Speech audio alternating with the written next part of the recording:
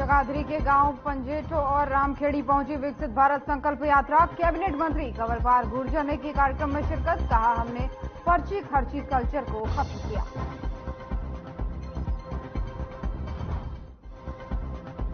फरीदाबाद के सीवर की सफाई के दौरान हुआ हादसा। जहरीली गैस की चपेट में आए 2 मजदूर। नाजुक हालत के चलते दिल्ली किया गया रेफर।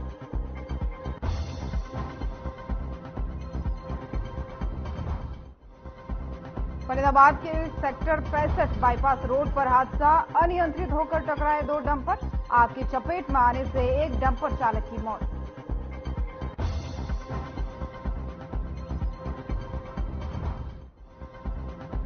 प्रदेश भर में सर्दी के चलते छाया घना कोहरा। वाहनों की रफ्तार पर लगी ब्रेक। लोगों को आने जाने में हो रही काफी परेशानी।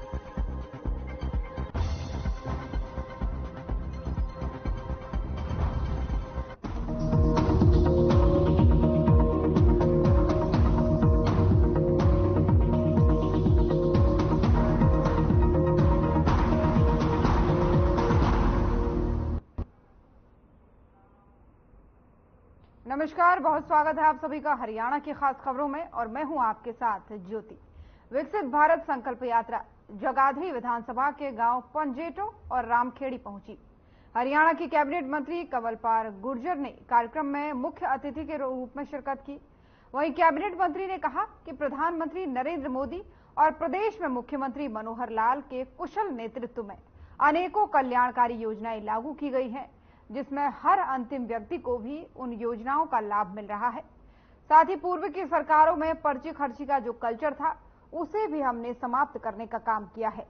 बिना किसी सिफारिश के काबिलियत के आधार पर नौकरियां दी जा रही हैं। वहीं सेवा ही सुशासन है, उसी ध्येय के साथ हमारी सरकार काम कर रही है।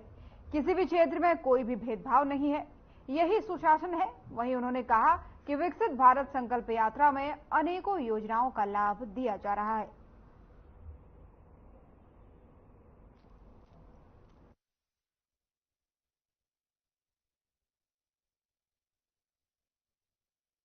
पेंशन लगाने की बात है, चाहे आयुष्मान कार्ड की बात है, चाहे अन्य कोई जो प्रॉपर्टी की जो आईडी देने के काम है, तो सारे के सारे काम यहाँ पे किए जाते हैं। साथ ही लोगों की जो हेल्थ है उसका चेकअप भी यहीं पे समय पे किया जाएगा। और भी स्कूल ने जो अच्छे काम किए हैं उनके भी उन्होंने प्रदर्शन लगाई, तो लोगों को देखने का मौका मिला कि हमारे स्कूल में क्या क्या काम है। मैं समझता हूँ कि लोगों की समस्याओं का घर पे जाकर जिस प्रकार से समाधान किया जाए, तो लोग इससे सेटिस्फाई भी हैं। और बहुत सी चीजें हैं जो ऑनलाइन है, वो अपने यहीं पे उसको दर्ज कर लिया उनकी कंप्लेंट को, और उनमें से बहुत सी ऐसी हैं जिनका लगभग आने वाले 10-15 दिन में 20 दिन में उनका समाधान हो जाएगा। तो ये एक अच्छा प्रयास है लोगों में, इससे लोग काफी इससे संतुष्ट हैं, खुश। वो सारी चीजें हमने बंद कर दी, चाहे नौकरी की बात है, चाहे विकास की बात है। हमने सब चीजें मेरिट पे कर दी।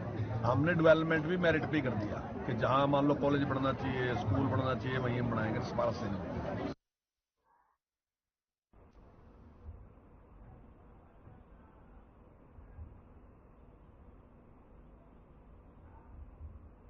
और पटौदी के भाजपा विधायक सत्यप्रकाश जरावता ने पूर्व सीएम हुड्डा के उस बयान पर तंज कसा है, जिसमें उन्होंने कहा है कि सरकार किसी की नहीं है और इस सरकार ने प्रदेश को कर्ज में डुबो दिया है। जरावता ने कहा कि हुड्डा साहब को समझना चाहिए कि ये उनकी तरह बंटी बबली की सरकार नहीं है, ये सुशासन की सरकार है। और जरावता झज्जर में देश के पूर्व प्रधानमंत्री अटल बिहारी वाजपेयी के जन्मदिवस को सुशासन दिवस के रूप में मनाए जाने वाले कार्यक्रम के बाद मीडिया से उन्होंने बातचीत की। जरावता ने कहा कि हुड्डा साहब चाहते हैं कि ये सरकार भी उनकी सरकार की तरह ही लूट खसोट का तरीका अपनाए, जो कि संभव नहीं है। डब्ल्यूएफआई की नई बॉडी को सरकार द्वारा भंग करने के फैसले का जरावता ने स्वागत किया है। उन्होंने कहा है कि सरकार के इस फैसले से दिखा है कि कानून से ऊपर कोई भी नहीं है और कानून सभी के लिए बराबर है। जरावता ने इस दौरान कहा कि हमारे देश के प्रधानमंत्री नरेंद्र मोदी का एक ही सपना है, साल 2047 में हमारा भारतवर्ष विश्व गुरु बनेगा।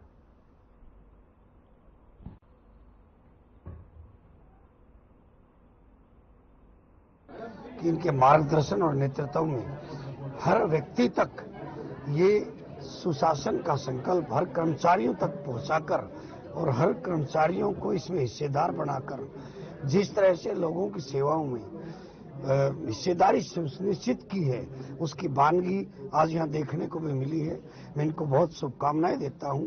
और वास्तव में देश की आजादी से पूर्व जो स्वतंत्रता सेनानी रहे, फ्रीडम फाइटर रहे, उनको जैसा उनका सपना था, जैसा संविधान के रचयिताओं का सपना था, जैसे देश के पूर्व प्रधानमंत्री आदरणीय श्री अटल बिहारी वाजपेयी जी का सपना था, और जिनका आज जन्म जयंती भी है, उनका एक सपना था।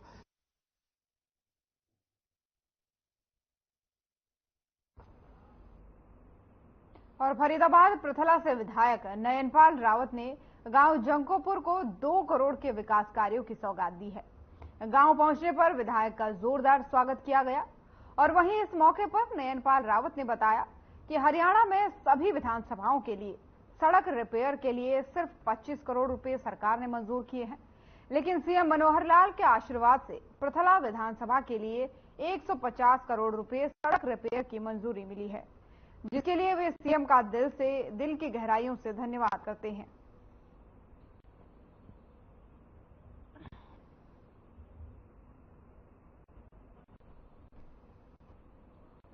सबसे ज्यादा हम अपने विधायक नयनपाल रावत जी का बहुत बहुत धन्यवाद करते हैं। हमारी 50 साल की सड़कें जो कच्ची, जिसमें काफी कहीं पानी भरा रहता था, वह हमारे विधायक जी ने हमारा काम सफल कराया है। जो हमारी 1 करोड़ 71 लाख की लागत से आज हमारी जक्खोपुर से और लदियापुर के लिए जो सड़क बन रही है, ये हम इस सड़क का और अपने सरकार का भी और अपने विधायक जी का बार बार बहुत बहुत धन्यवाद करते हैं। मैं भी और मेरी पूरी सरदारी, तीनों गांवों की सरदारी बहुत बहुत धन्यवाद करती हैं।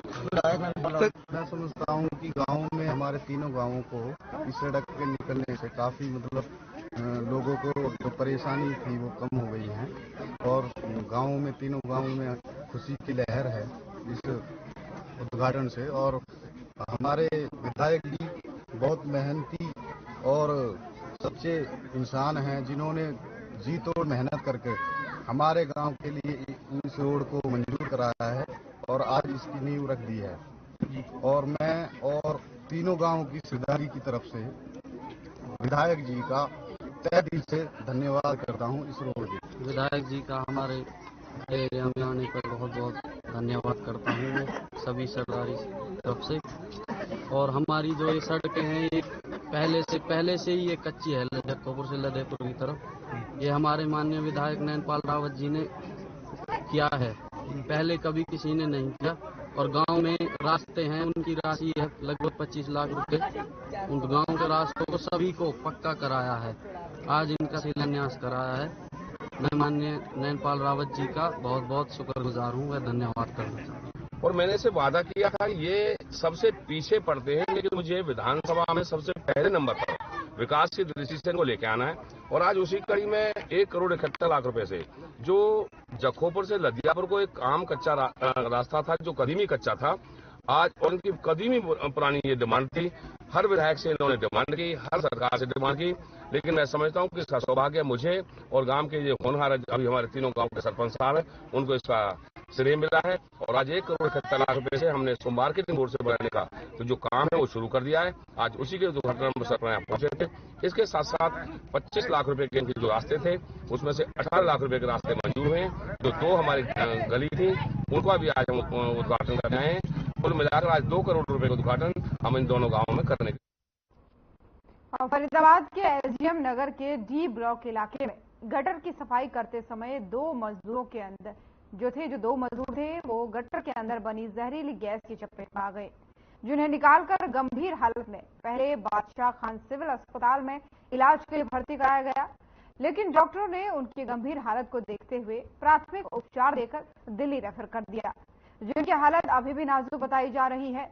वहीं इस पूरे मामले में जब मकान मालिक से बात करने का प्रयास किया गया तो उन्होंने कुछ भी बोलने से इनकार कर दिया।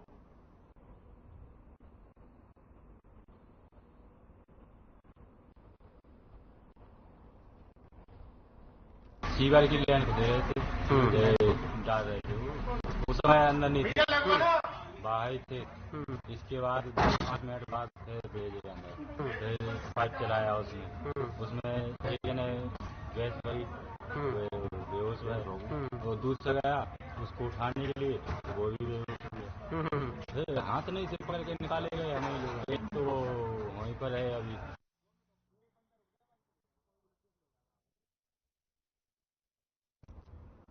और ब्रह्म सरोवर के निकट निर्माणाधीन 18 मंजिला ज्ञान मंदिर की जो इमारत है, आपको बता दें कि ब्रह्म सरोवर के निकट में है ये निर्माणाधीन 18 मंजिला की जो ज्ञान मंदिर की लिफ्ट है, उसमें संत महापुरुषों की मौजूदगी में मंदिर ट्रस्ट के संरक्षक इंद्रेश कुमार ने शुभारंभ किया है।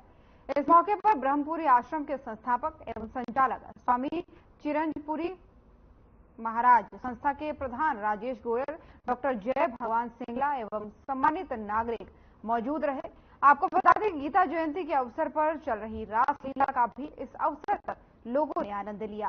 इस मौके पर इंद्रेश कुमार ने कहा कि गीता संदेश के 5160 वर्ष पूरे हो चुके हैं और कुरुक्षेत्र में जो धर्म एवं अधर्म के बीच युद्ध हुआ था, अंत में धर्म की जीत हुई।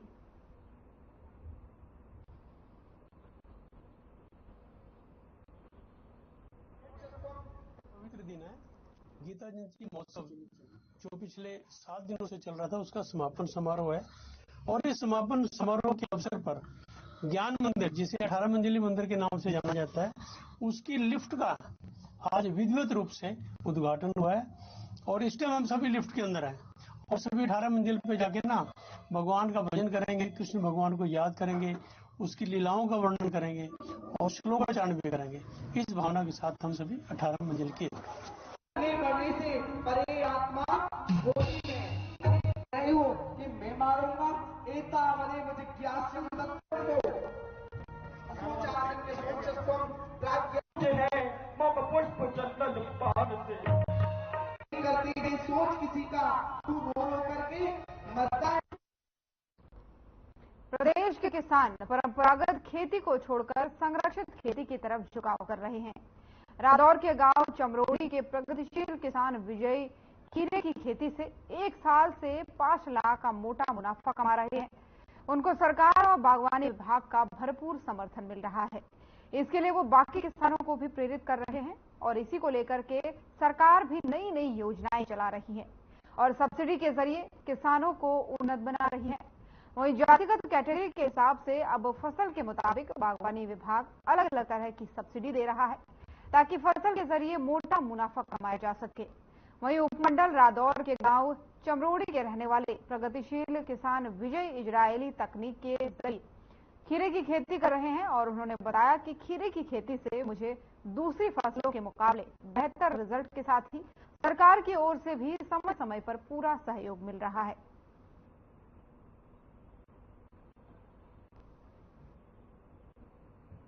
दूसरे किसानों को कहना चाहूंगा कि ओपन की खुले खेती से ये खेती मतलब बहुत अच्छी है और बेनिफिट भी है इसमें, थोड़ी मेहनत ज़्यादा है तो फायदा भी ज़्यादा है। मंडी तो एक्सपोर्ट मंडी अगर खुल जाए तो बहुत बेनिफिट है, जिससे हमारे माल जो है बाहर तक भेज सके, ज़्यादा दूर तक जा सके, तो उससे हमें रेट भी अच्छा मिलेगा।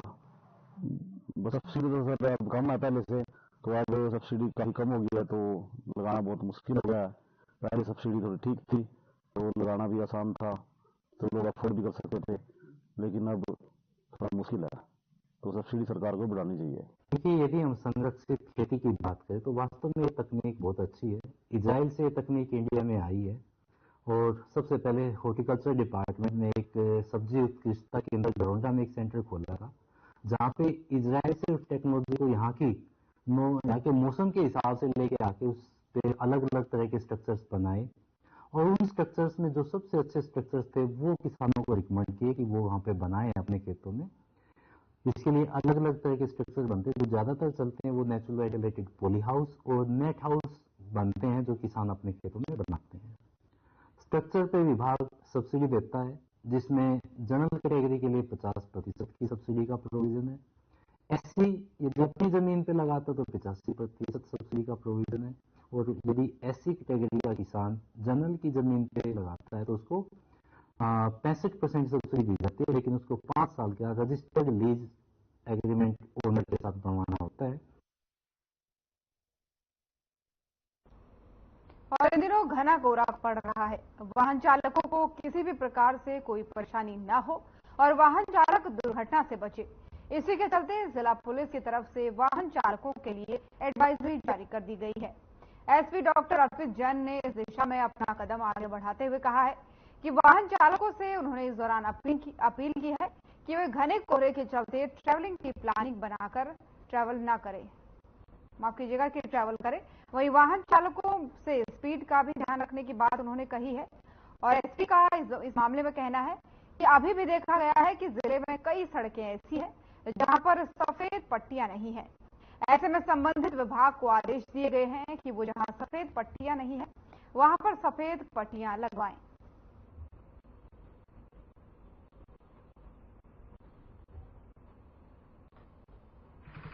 पिछले कुछ दिनों में आज विशेषकर सुबह जैसे देखा गया कि धुंध ज्यादा है, तो मैं सभी से यही आग्रह करूंगा कि एक तो गाड़ी सावधानी से चलाएं, अपने डिपर और जो लाइट्स हैं वो जलाएं, पीछे की लाइट जो है गाड़ी की वो जलाएं, जो टू व्हीलर है वो भी दोनों लाइट्स हैं उनको जलाएं और स्पीड लिमिट का ध्यान रखें, बहुत तेज ना चलाएं ताकि आपके जो है कंट्रोल में गाड़ी ना रहे और यथा अगर संभव हो तो धुंध में जाने से बचें। अब जैसे अभी दिन का समय है तो धूप है, तो कोशिश करें कि इसी समय जो है घर से आप लोग निकलें।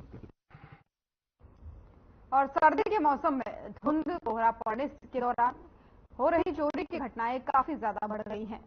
महेंद्रगढ़ सदर थाना परिसर के गांवों के सरपंचों ने डीएसपी के साथ बैठक की है। वहीं डीएसपी ने गांव में ठीकरी पहरा लगाने के संबंध में सभी सरपंचों को जरूरी दिशा निर्देश दिए हैं। डीएसपी रणबीर सिंह ने कहा है कि हरियाणा सरकार द्वारा हरियाणा उदय मुहिम चलाई गई है और जिसके तहत पुलिस द्वारा नशे के खिलाफ ग्रामीणों को जागरूक किया जा रहा है। इसके तहत खेल प्रतियोगिताएं भी कराई जा रही हैं और डीएसपी ने सभी सरपंचों से अपील की है कि अपने गांव के हर व्यक्ति को नशे के खिलाफ जागरूक करें।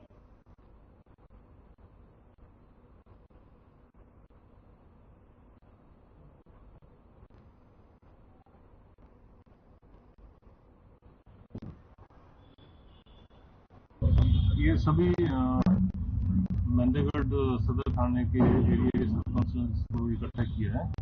एक तो ठंड का मौसम है और इस वजह से जो है काफी भारी मात्रा में जो है धुंध हो रही है एरिया में, तो एक तो इनको धुंध के प्रति जागरूक करना है। दूसरा जो है खेतों में जो जिम्मेदार पानी दे रहे हैं आजकल, उनके नोजल वगैरह चोरी हो रहे हैं, उस बारे में भी इनको अवगत कराना है। और दूसरा इन सभी सरपंच की डिमांड थी कि जो है गांव में जो स्ट्रीट लाइट वगैरह लगी हुई है वो खराब है, तो वो प्रशासन से हम इस संबंध में बात करेंगे, तो इनकी लाइट वगैरह जो है वो भी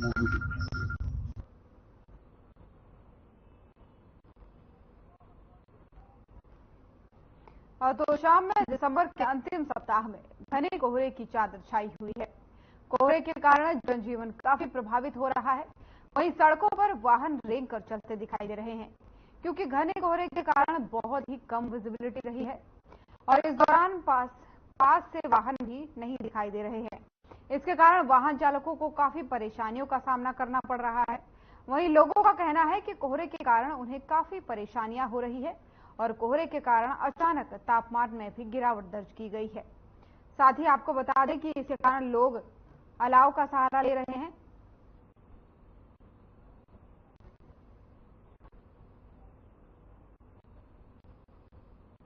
यहाँ 3 दिन हुए जबरदस्त धूप पड़ रही है, तो आज बड़ा के ने इतनी धूप है कि बहुत कठिन लोग आते हैं यहाँ, पूरी रात आग जलानी पड़ रही है। क्या परेशानी उठानी पड़ रही है?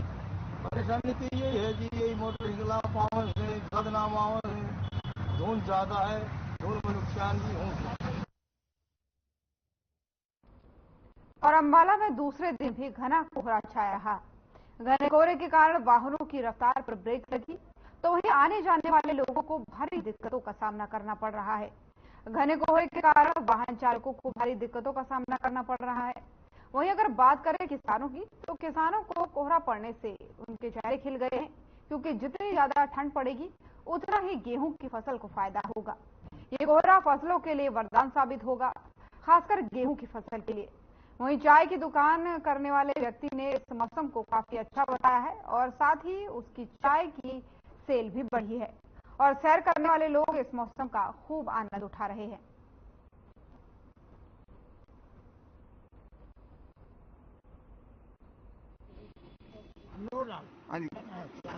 ठंड पड़ गई तो मरेंगे और क्या करेगा, सुखी ठंड है। करते तो है, सैर तो करने जाते हैं जी, कोई लाभ हो जाए तो हो जाए, वैसे वरना होता नहीं।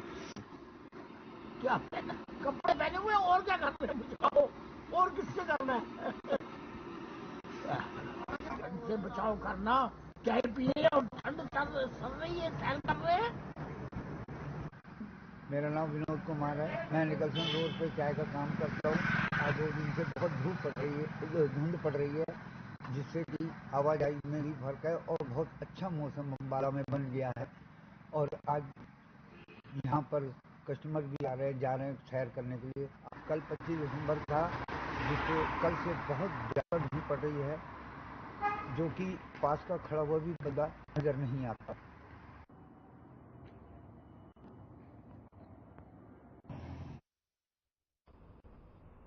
दिल्ली से सटे साइबर सिटी गुरुग्राम के लघु सचिवालय में सुशासन दिवस कार्यक्रम का आयोजन किया गया। इस कार्यक्रम में हरियाणा के उप मुख्यमंत्री दुष्यंत चौटाला और सिरसा से सांसद सुनीता दुग्गल भी मौजूद रहीं। इस कार्यक्रम में सरकार द्वारा लोगों को दी जा रही सुविधाओं पर चर्चा की गई।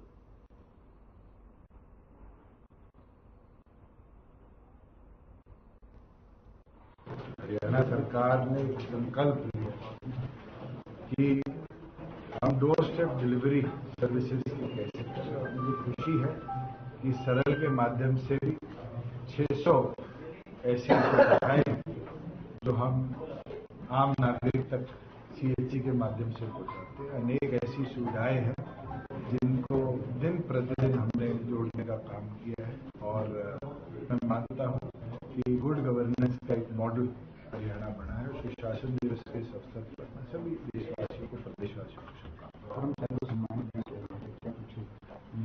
मैं पहले तो डॉक्टर्स की टीम को, CMO साहब को बधाई देता हूँ। आयु योजना का हमने एक लक्ष्य दिया था, उसके अंदर गुड़गांव प्रथम आया है, और गुड़गांव ने बड़े अच्छे तरीके से 2 लाख के लगभग नागरिकों को आयु की सुविधाएं पहुंचाने का काम किया। गरीब बच्चों के कैसे टाइमली ऑपरेशन हो, इसके ऊपर अपनी एफिशिएंसी दिखाई है। स्पोर्ट्स टीम को बधाई देता हूँ, जिनने हर गांव में जाकर खेल के मेले लगाए। सुशासन दिवस के इस शुभ अवसर पर आज इस कार्यक्रम में उपस्थित बहुत ही सम्मानित युवा कर्मठ, एक ऐसे राजनीतिज्ञ जो कि युवाओं के लिए बहुत बड़ी प्रेरणा का स्रोत भी है, हमारे डिप्टी CM साहब दुष्यंत जी, युवा ही और बहुत ही मेहनती प्रशासनिक अधिकारी डिप्टी कमिश्नर निशांत जी, सभी यहाँ पर उपस्थित अधिकारीगण, हमारी बहनें आंगनबाड़ी वर्कर्स और भाइयों और बहनों, माननीय मुख्यमंत्री जी ने आप लोगों के समक्ष बहुत विस्तार के साथ आज का जो दिन है इसके महत्व को समझाया। चाहे हम बात करें अटल बिहारी वाजपेयी जी के जन्म दिवस की, चाहे हम बात करें मदन मोहन मालवीय जी के जन्म दिवस की, चाहे हम बात करें क्रिसमस डे की, तो आज का दिन जो है वो बहुत ही महत्वपूर्ण है। लेकिन आज के दिन को सुशासन दिवस के रूप में मनाने का जो बिड़ा है वो हमारी सरकार ने माननीय प्रधानमंत्री नरेंद्र मोदी जी के नेतृत्व में 25 दिसंबर 2014 को उठाया, और 25 दिसंबर 2014 को पहली बार पूरे हिंदुस्तान के अंदर इस दिवस को सुशासन दिवस के रूप में मनाने का प्रण लिया। और मुझे इस बात की बड़ी खुशी है कि चाहे हम केंद्र की बात करें, चाहे हम हरियाणा सरकार की बात करें, माननीय प्रधानमंत्री नरेंद्र मोदी जी के नेतृत्व में केंद्र में